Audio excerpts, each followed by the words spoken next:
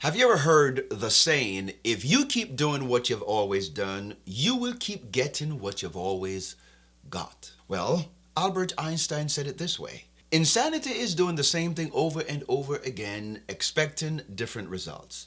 If you want to live your best life, if you want to have a great marriage, if you want to maximize your potential, then there are some things that you need to do in 2025. I believe there's some changes that you need to make, or there's some things that you need to focus on, and there's two key areas that you need to reset in to build the kind of marriage or the kind of life that you've always wanted. And that's what's coming up next right here on Not Easily Broken. Let's have this conversation. Hello again and welcome back to the show. I am Dorian and this is Not Easily Broken. On this show, we help guide couples from broken and dysfunctional marriage to healthy and happy ones through spiritual and personal growth aligned with the Word of God. Let's get right into it. There's two key areas that you need to work on, that you need to focus on. And I know without a doubt in my mind, because I'm a living witness, that if you make these two things the main things, it will literally transform your life and your marriage. And these two areas are personal and spiritual growth. But I know what you're thinking. What does my spiritual life or personal growth have to do with building a successful marriage? Well, let me help you. Everything. It has everything, more than you know. You know, my friend, let me remind you that these are the two key areas that God focused on first when He created man. And you should be passionate about building, nurturing, and thriving in these two key areas. You want to know why this is so important? Because your marriage will never outgrow who you are. The marriage that you have right now, it is based on the two of you. The relationship that you have with your spouse, it is a reflection of the relationship you have with yourself. Until you get better, your marriage will never get better. Until you grow, nothing around you will. And my friend, if this is helping you, do us a favor and we'd like you to hit that like button if you're watching it via YouTube. And if you are listening via podcast, we'd like you to hit that like button and please give it a 5-star. We appreciate your help. Thank you so much. Let us go to the Word of God to give you some foundation as to why this is so critical to your next level. Let us look at Genesis chapter 1 and verse 26, and then I'm going to go to Genesis chapter 2 and verse 7. And the Bible tells us that, and the Lord God said, let us make man in our image, according to our likeness. Let them have dominion over the fish of the sea, over the birds of the air, over the cattle, over the earth, and over every creeping thing that creeps on the earth. In Genesis chapter 2 and verse 7. And the Lord God formed man from the dust of the ground and breathed into his nostrils the breath of life, and man became a living soul. Man was created in the likeness and in the image of God. God created man in his perfection, in his perfected nature. Yes, because God is a perfect being. And you know, in Colossians chapter 3 and verse 10, it says, and have put on the new man, which is renewed in the knowledge after the image of him that created him. God is a righteous and a holy God. You see, when God created Adam, Adam was in his original state.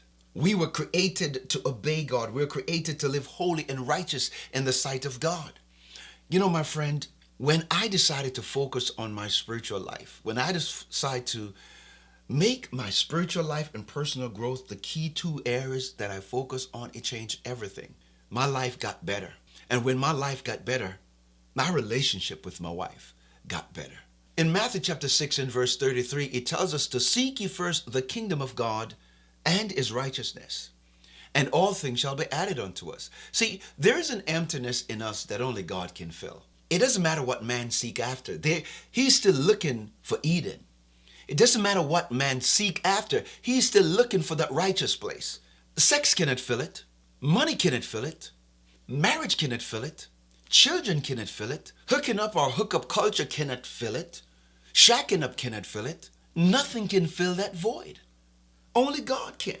We are spiritual beings created in the image and in the likeness of God that desire that part of who we are. And only going back to the source from which we came that will give us the ability to live out our true potential and have the possibilities to be the best version of ourselves. Only God can do it. We have listened too much to the people around us. We have listened to the gurus. No, you need to get back to the Word of God. We have listened to everybody and they are failing us, but we need God. God is a righteous God. He's a holy God. And I don't care how many books you read. It doesn't matter how many coaches you have. At the end of the day, there is something in you that only God himself can fill. When I look around and I see what's going on in our society today, it allows me to realize that we need the presence of God. And so when God created Adam and he breathed into Adam the breath of life and man became a living soul, God took the man that he created and he placed him in a place where he could flourish. And that's in Eden. And in Genesis chapter 2 and verse 15, it tells us, and the Lord God took the man and put him in the Garden of Eden to work it and to protect it. God placed human in his presence. See, he wanted us to be protected in a place where we could thrive, where we could flourish, where we could grow, where we could become a better version of ourselves. And you know what's important, or what is very interesting? God still wants us in that space, in that place right now, today. You see, God gave man an enclosure to work it and to protect it. God is the one who established the principles and the boundaries of the Garden of Eden. You know, we become a society, we become the kind of people, we don't want to follow regulations and we don't want to follow principles. But let me tell you, boundaries was not created to hurt us. It was not created to control us. They were created to protect us.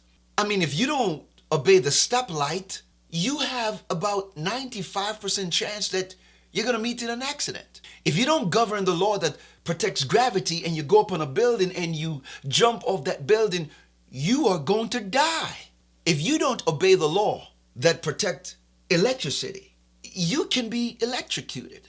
You see, God put the man in Eden because he wanted to protect man from the outside entity. That's why we need the Spirit of God. That's why we must walk in the Spirit. Walk in the Spirit. The Bible tells us in Galatians chapter 5 and verse 16, and we will not fulfill the lust of the flesh. We need the presence of God. We need the Spirit of God. We need a relationship with God. We need God to help us to become better. And so God put the man to work. Work defined who we are. Work build character.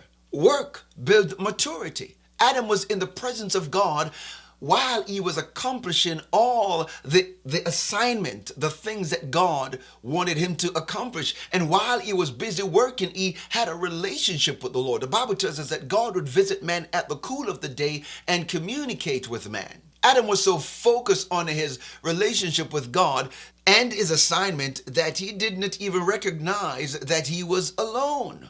What are you focusing on today? What do you want to accomplish? Where do you want to go in your life? How do you want to live your life? What kind of husband and what kind of wife, what kind of spouse you want to be? You have to answer those questions for yourself. The problem in our lives and relationships today is that we are starving in these two key areas: your relationship with God and your personal growth.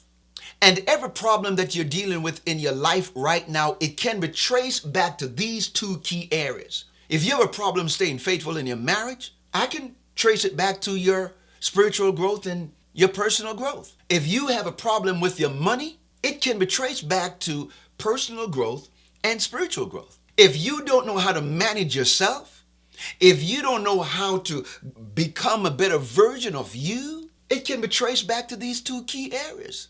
We don't have a marriage problem. We have a people problem in marriage. We have people that are messed up in marriage. We have people that are not growing in marriage. We have people that have not developed themselves. They don't have a relationship with themselves. They have not dealt with the trauma and the issues of their past and the residue of past relationships and issues. And they come into the marriage with a whole lot of stuff.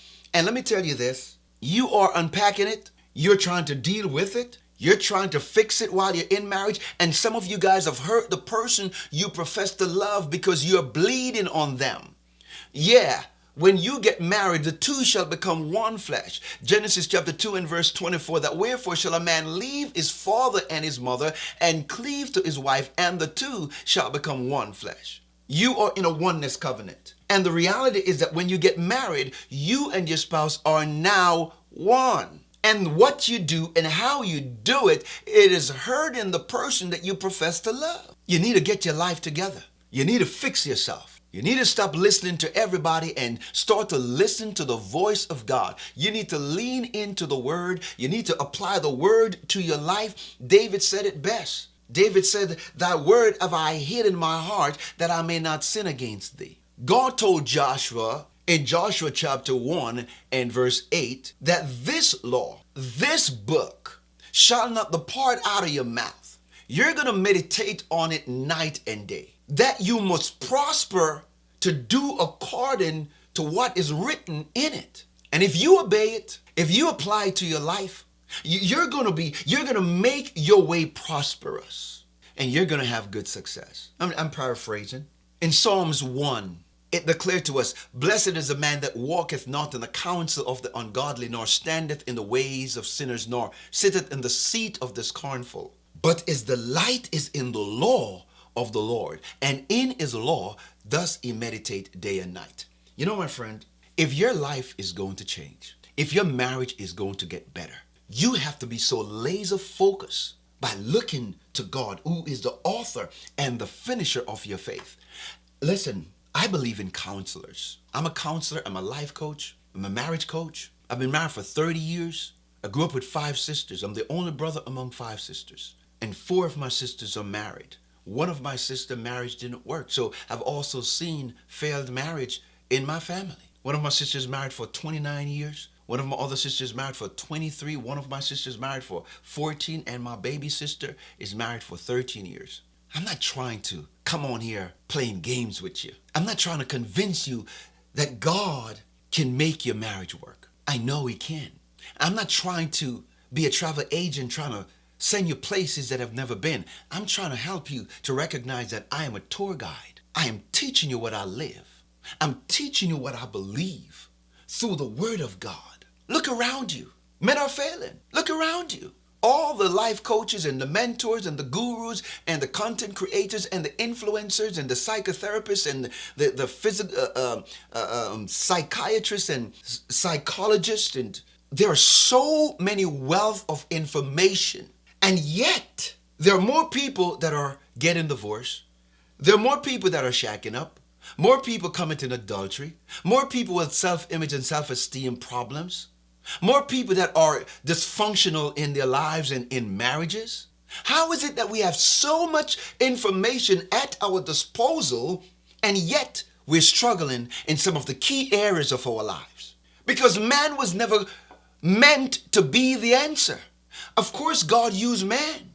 God will always use people. The Bible tells us in Proverbs that in the multitude of counselors there is safety. I believe in counselors. I do believe in counseling, but we are supposed to lead people to the cross. We cannot position ourselves as the answer. No man is the answer to your marital problems. No man can solve your marital problems. No man can heal your sin-sick soul. No man can heal your soul problem. Can they help? Yes, they can.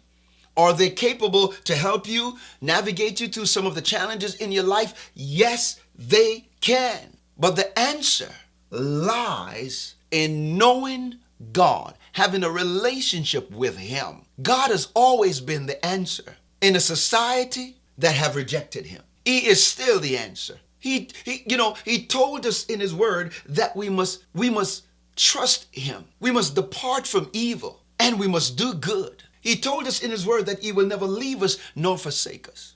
that we must cast all our cares on him because he cares for us. Man is not the answer.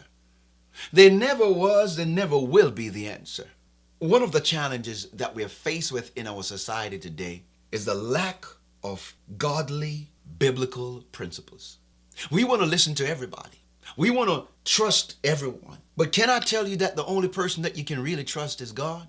Can I tell you that the only person that you can really rely on is the Word of God? In Proverbs chapter 3, verse 5 and 6 is one of my favorite scripture. It tells us to trust in the Lord thy God with all our heart. We must lean not on our own understanding. In all our ways we must acknowledge him, and he shall direct our path. There is a pathway. There is a righteous way. There is a way to get better. There is a way to move us into where we need to go, how we need to go. It's a new beginning.